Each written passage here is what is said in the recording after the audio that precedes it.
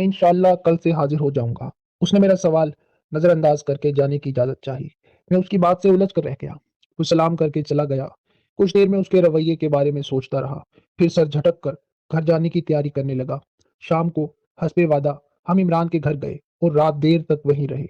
दूसरे दिन में बैंक जाने के लिए रवाना होने लगा तो आयशा ने एक गिलास में कुछ पानी मुझे देते हुए कहा, ये पी ले।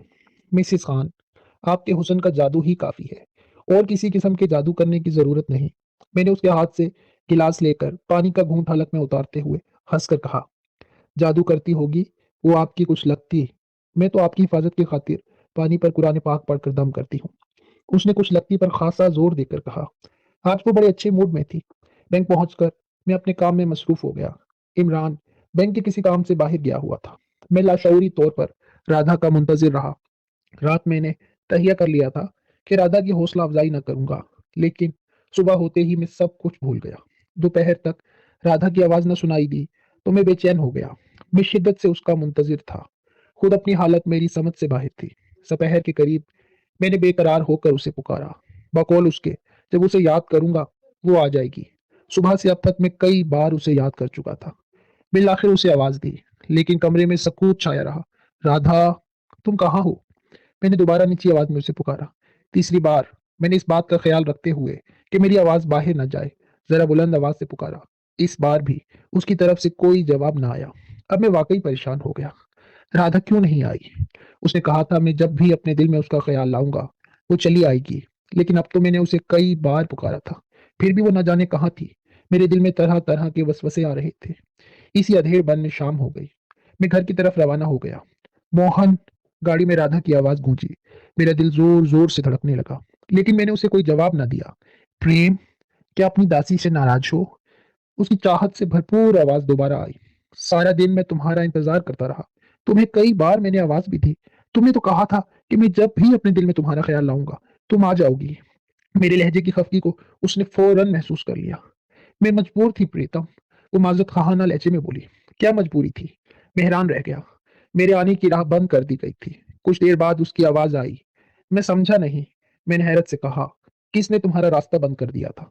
तुम इस कदर ताकतवर हो, फिर भी कोई ताकत रोक सकती है तुम्हें? मैं उसकी बात सुनकर हैरान रह गया।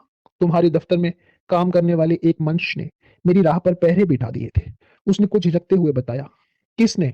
मैंने गुस्से से पूछा। उसका नाम शरीफ है।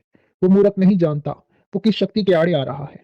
थोड़े समय को वो सफल हो गया, परंतु मैं जल्द ही उसका कोई उपाय ढूंढ लूंगी। तुम निश्चिंत रहो मेरे मीत।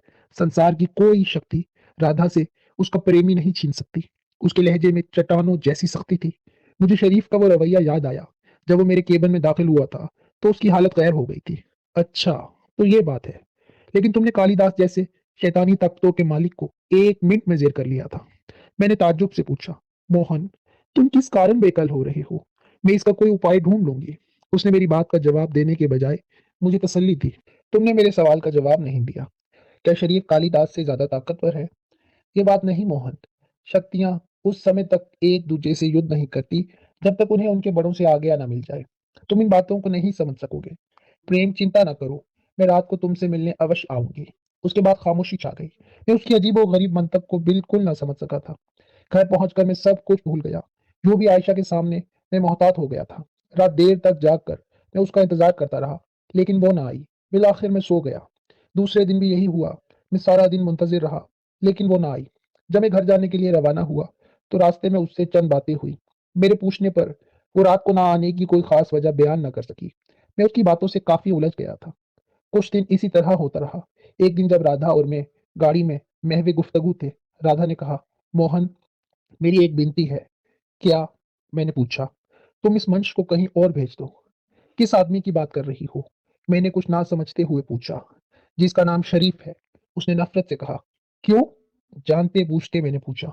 वो मूर्ख मुझसे युद्ध करने पर तुला बैठा है, परंतु वो नहीं जानता कि वो क्या कर रहा है। मैं चाहूं तो एक पल में उसे नर्क में भेज दूं, परंतु मैं नहीं चाहती तुम्हारे वास्ते कठिनाइयां पैदा हों।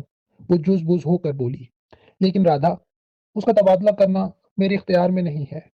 यदि तुम आज्ञा दो तो मैं कुछ करूं? उसने पूछा। तुम्हारी हर बात एक पहेली होती है। इस बात में मेरी इजाजत की क्या जरूरत है? मैं चिढ़ गया। तुम इन बातों को ना समझ पाओगे प्रीतम। केवल तुम आज्ञा दे दो। उसने इस्रार किया। इसके लिए मुझे क्या करना होगा? मैंने पूछा। समय आने पर मैं तुम्हें बता दूंगी क्या करना है। अभी मुझे वचन दो, जैसा मैं कहूंगी तुम वैसा ही करोगे। उसने इस्रार किया। मैं उसकी किसी बात को ना समझ पाया था, लेकिन उसका दिल रखने की खातिर मैंने कह दिया, ठीक है, तुम जैसा कहोगी मैं वैसा ही करूंगा। धन्यवाद मेरे मीत, धन्यवाद। उसकी खुशी से भरपूर आवाज आई। एक बात तो बताओ, मैंने गाड़ी की रफ्तार आहिस्ता करते हुए पूछा। घर पहुंचने से पहले मैं चंद बातों की वजाहत चाहता हूँ। पूछो। उसकी सांसें मेरे कान से टकरा रही थी। मेरे जिस्म में सनसनी दौड़ गई। वो मेरे बहुत करीब थी। ये कालिदास कौन है? पहले साधु अमर कुमार, फिर उसका उस्ताद। इस इलाके में इतने सारे हिंदू कहाँ से आ गए? जबकि मेरी मालूमात के मुताबिक यहाँ हिंदू बहुत कम है, और जो हैं वो भी गरीब सपेरे। बहुत दिनों से ये बात मुझे उलझा रही थी। कालिदास कोई मामूली मनुष्य नहीं। उसने सारा जीवन काली माता की भक्ति में बिता दिया है।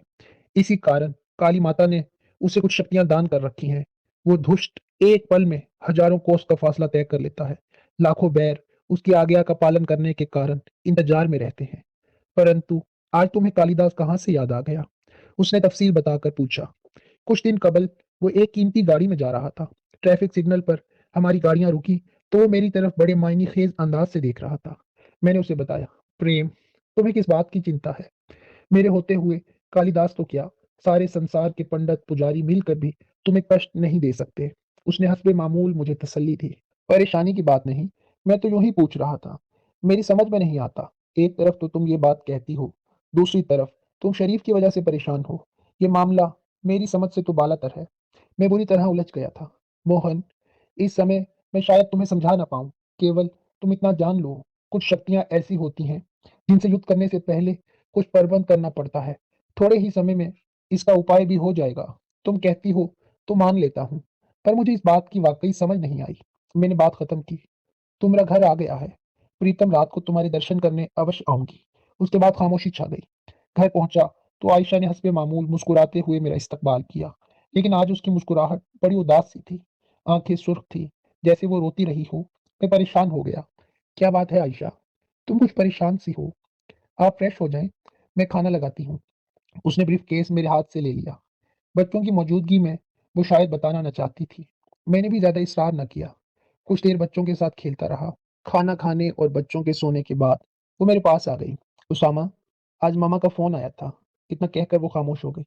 उसके चेहरे से किसी उलझन का इजहार हो रहा था। मैंने बगैर बोले उसकी तरफ सवालिया नजरों से देखा। वो हमें कुछ दिनों के लिए बुला रही है। क्यों? खैरियत है? मैं चौंक गया। शर्जील और नाइमा में झगड़ा हो गया है। नाइमा मामा के घर आ गई है। इतना कहकर वो खामोश हो गई। आयशा, मियाँ बीवी में झगड़े तो होते ही रहते हैं, और ये बात नहीं। वो मेरी बात काट कर बोली, शर्जील नाइमा को तलाक देना चाहता है। क्या? मैं उठकर बैठ गया। क्या कह रही हो? मैंने हैरत से पूछा। उसकी आंखों में आंसू आ गए। अगर नाइमा के यहाँ कोई बच्चा हो जाता तो शायद वो। उसकी आवाज बाहर आ गई। आखिर कोई बात तो होगी। कोई औरत शर्जील के पीछे पड़ गई है। पहले तो वो कहता था मैं इससे शादी करना चाहता हूँ। बड़ी मुश्किल से नाइमा रजामंद हुई थी कि उस औरत ने शर्त लगा दी, पहली बीवी को तलाक दोगे तो मैं तुमसे शादी करूंगी। वो कोई अच्छी औरत नहीं है। तवाइफों के खानदान से ताल्लुक है उसका। आज आयशा मुझे हैरान किए जा रही थी। शर्जील से मेरी चंद बार मुलाकात हुई थी। वो एक सुलझा हुआ बुटबार इंसान था। शर्जील को क्या सूझी ये? मैं हैरान रह गया। मामा कह रही थी उस औरत ने शर्जील पर जादू करवा दिया है, जिसकी वजह से वो उसके पीछे पागल हो रहा है।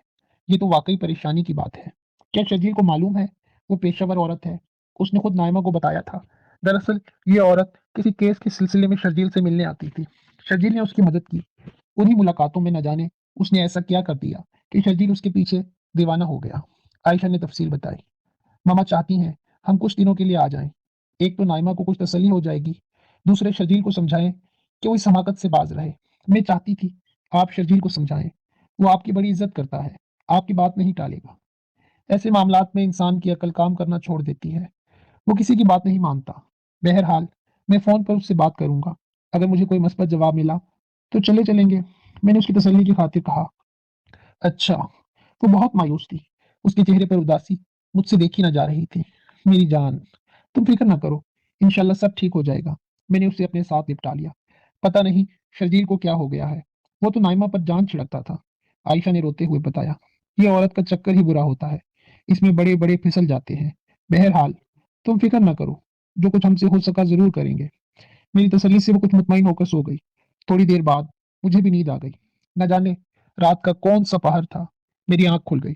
प्रीतम, राधा की सरगोशी सुनाई दी। थोड़ी देर के लिए बाहर आ जाओ।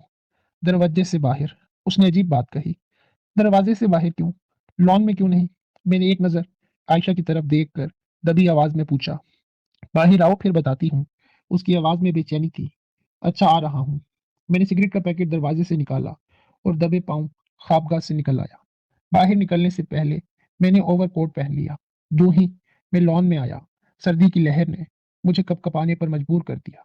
गेट खोलकर मैं बाहर निकल आया। हर तरफ खामोशी और तारीकी की चादर फैली हुई थी। राधा, मैंने बाहर आकर पुकारा। मेरा ख्याल था वो अभी जवाब देगी, लेकिन खामोशी छाई रही। कुछ देर इंतजार करके मैंने दोबारा उसे पुकारा। इस बार भी जवाब ना आया। मैं हैरान था। मुझे बाहर बुलाकर वो कहाँ चली गई? यकबस्ता हवा जिस्म के आर पार हो रही थी। मैंने सिगरेट सुलगाया और गहरे कश लेने लगा। इससे सर्दी का एहसास कुछ कम हो गया। हर शय धुंध में लिपटी हुई थी। राधा, मैंने इस बार जरा बुलंद आवाज से पुकारा। सड़क के किनारे लगे दरख्तों से पानी के कतरे टपकने की आवाज के सिवा कुछ ना था। सिगरेट को होठों में दबाकर मैंने दोनों हाथ कोट की जेबों में ठूंस लिए। ऐसा तो कभी नहीं हुआ था कि राधा मुझे बुलाकर चली गई हो। दूर से किसी के कदमों ने चाप सुनाई देने लगी। मैंने चौंक कर देखा। धुंध के बाइस कुछ दिखाई ना दे रहा था, लेकिन कदमों की चाप वाज़ेह होती जा रही थी। मैं गेट की आड़ में हो गया। थोड़ी देर बाद किसी शख्स का धुंधला सा हेबला नजर आया। वो सीधा मेरे घर की तरफ चला आ रहा था। मैं मजीद हटकर बिल्कुल गेट के पीछे खड़ा हो गया और झड़ी से बाहर झांकने लगा। आने वाला बिल्कुल मेरे गेट के पास आ गया। कुछ जाना पहचाना सा हुलिया था आते हुए, चूंकि मैंने गैरेज की लाइट ऑफ कर दी थी। वो कुछ और करीब आया तो उसे पहचान कर मैं शशतर रह गया। वो कोई और नहीं, मोहम्मद शरीफ था। अगर मैंने गेट को भीड़ न दिया होता तो वो मुझे देख लेता। उसके हाथ में कशकोल नुमा बर्तन था जिससे धुआं उठ रहा था। हवा का रुख अंदर की तरफ होने की वजह से मेरे नथनों में लोबान की खुशबू और धुआं आया। मैं डर रहा था कि कहीं वो गेट खोलकर अंदर ना आ जाए। हैरत मुझे इस बात पर थी कि आधी रात के वक्त मोहम्मद शरीफ मेरे घर के बाहर क्या कर रहा है। मैं मुसलसल झरी से झांक रहा था। उसने आहिस्ता आहिस्ता आवाज में कुछ पढ़ना शुरू कर दिया।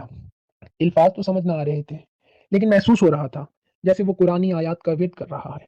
पढ़ने के साथ वो बाएं हाथ की शहादत की उंगली गेट के मुख्तलिफ हिस्सों पर फेरता जा रहा था। उसके बाद उसने हाथ में पकड़े बर्तन से किसी शय की चुटकी भरी और हथेली पर रखकर उसे फूंक से गेट की तरफ उड़ाया। मैं ये देखकर हैरान रह गया। मिट्टी नुमा किसी शय की छोटी सी चुटकी ने गेट के आसपास सारे इलाके को इस तरह लपेट में ले लिया जैसे गहरा गर्दो गुबार छा गया हो। उसके साथ ही लुबान की खुशबू तेज हो गई। गर्दो गुबार तेजी से बढ़ रहा था। थोड़ी देर में गैराज और लॉन से होता हुआ बरामदे और कमरों की तरफ बढ़ने लगा। मैं घबराकर पीछे हट गया और आहिस्ता आहिस्ता कदमों से चलता हुआ बरामदे में आ गया। हर तरफ इस कदर गुबार छाया हुआ था कि बरामदे के बल्ब की रोशनी बिल्कुल मधम हो गई। मैं जल्दी से दरवाजा खोलकर कॉरिडोर में आ गया और झरी से झांक कर देखा। मोहम्मद शरीफ गैराज में आ चुका था। अगर मैं वहीं खड़ा रहता तो वो यकीनन मुझे देख लेता। वो मुसलसल कुछ पढ़ रहा था। उसकी मधम आवाज मेरे कानों में पहुंच रही थी। लॉन के दरमियान में पहुंचकर वो बैठ गया। हैरानकुन बात यह थी कि शरीफ के गिर्द गबार कतन ना था। उसके गिर्द एक हाला सा बना हुआ था, जैसे चांद के गिर्द रोशन हाला होता है। इतनी शदीद सर्दी के बावजूद उसने सिर्फ एक चादर एहराम के तर्ज पर बांध रखी थी। वो लॉन की भीगी हुई घास पर बड़े इत्मीनान से आलती पालती मारे बैठा था। बर्तन उसने अपने आगे जमीन पर रख दिया था, जिससे अब हल्का हल्का धुआं उठ रहा था। मकान के सामने वाला सारा हिस्सा धुआंनुमा गुबार में डूबा हुआ था। लुबान की खुशबू इस कदर तेज हो गई थी कि सांस लेना दो भर हो रहा था। मैं दरवाजे की झरी से आंख लगाए बगौर उसकी तरफ देख रहा था। वो आंखें बंद किए बड़े इन्हमाक से पढ़ रहा था। रोशनी आसमान की तरफ आती महसूस हो रही थी, लेकिन अंदर होने की वजह से उसका मुखरिज देखने से कासिर था। खड़े खड़े मेरी टांगें शल होने लगी, लेकिन तजस्सुस मुझे वहां रुकने पर मजबूर किए जा रहा था।